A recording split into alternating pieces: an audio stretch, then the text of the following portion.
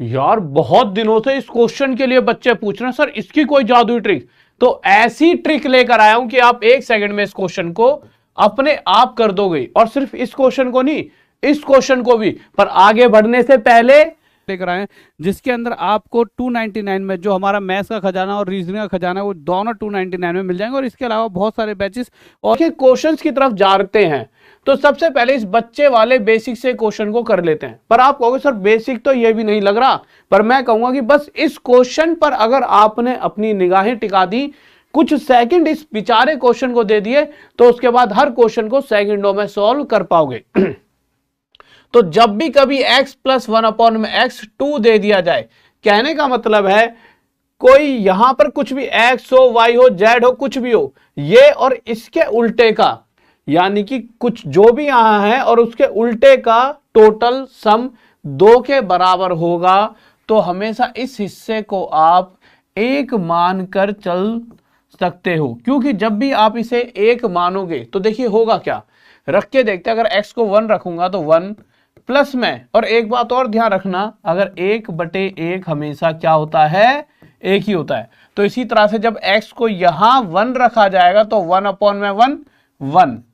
तो देखिए जैसे ही मैंने x को 1 रखा तो इधर का हिस्सा 1 और 1 2 बन चुका है। और क्वेश्चन भी यही कह रहा है, ये हिस्सा 2 के बराबर है। और ये 2 के बराबर कब बन पाया, जब x 1 रखा गया। यानी हाँ, x जो है 100% 1 ही है। तो जब भी कभी ऐसा कोई क्वेश्चन आ जाता है, कोई चीज रखी हुई है यहां पर और उसका उल्टा उसके साथ में जोड़ दिया जाए और बराबर 2 दे दिया जाए, तो ये हमेशा 1 रख लो डायरेक्ट, क्योंकि ये हमेशा 1 के ही बराबर आएगा।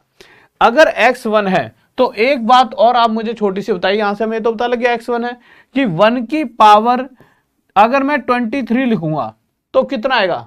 तो आप कहोगे सर 1 की पावर कुछ भी हो हमेशा 1 मिलेगा। 1 की पावर अगर 499 हो तब भी हमें 1 मिलेगा। यानी 1 की पावर कुछ भी हो, A to Z कुछ भी, हमें हमेशा 1 ही मिलेगा।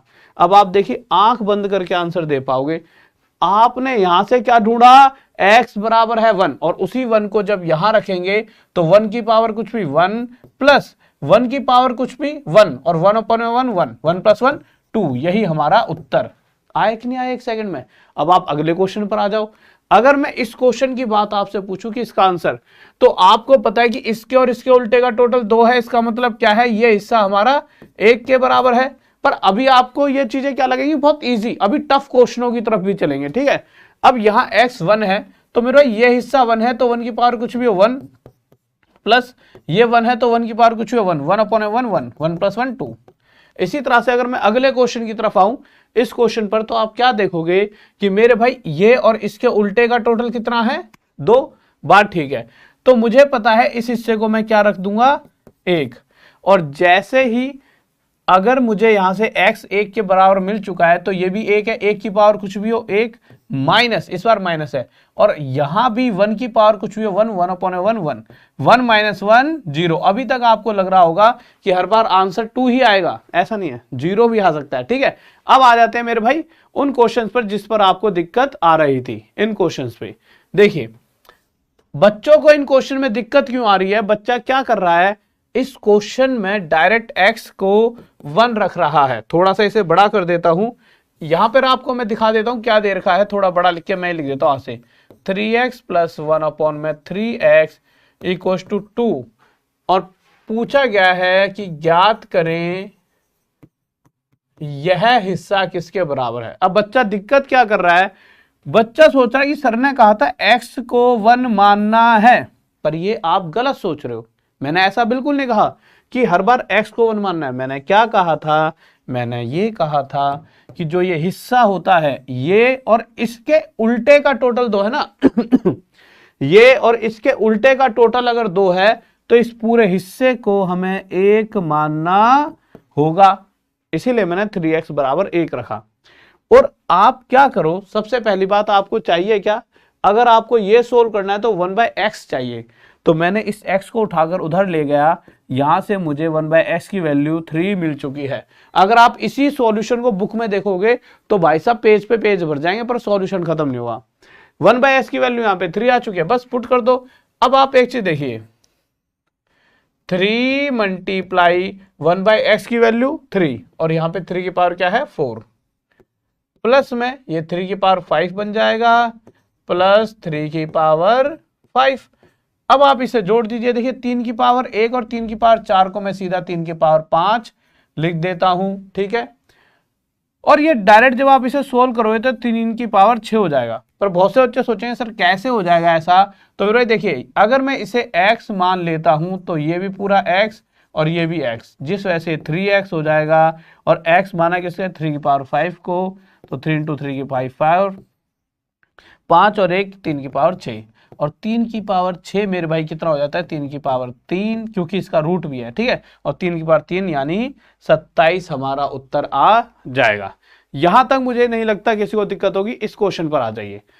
अब इसको लेकर आए जिसके अंदर आपको 299 में जो हमारा मैथ्स का खजाना और रीजनिंग का खजाना है वो दोनों 299 में मिल जाएंगे और इसके अलावा बहुत सारे बैचेस। क्वेश्चन की अगर बात करें तो इस क्वेश्चन को देखकर अक्सर बच्चा चकरा जाता है कैसे होगा इसका आंसर। तो देखिए जल्दी से देख लेते हैं।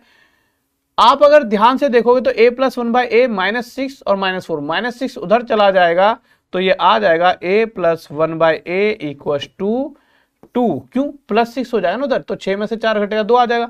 तो यहां से डायरेक्ट a की वैल्यू 1, a की वैल्यू 1 जब यहां पुट करेंगे तो ये 1 बन जाएगा, माइनस ये भी 1, प्लस में ये 1 बन जाएगा, ये भी 1, तो ये हो जाएगा 0 + 0 यानी हमारा उत्तर 0। आगे चलते हैं, लीजिए इस क्वेश्चन पर।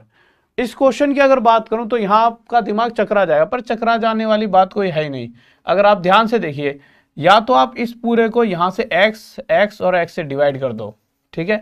जो आप डिवाइड करोगे तो आप क्या पाओगे, यहाँ पे सिर्फ x रह गया है, यहाँ 1/x बन चुका है और ये 2। और जैसे ही ऐसा आपको नजर आया तो आप ये समझने में देरी नहीं लगाओगे कि x = 1 है।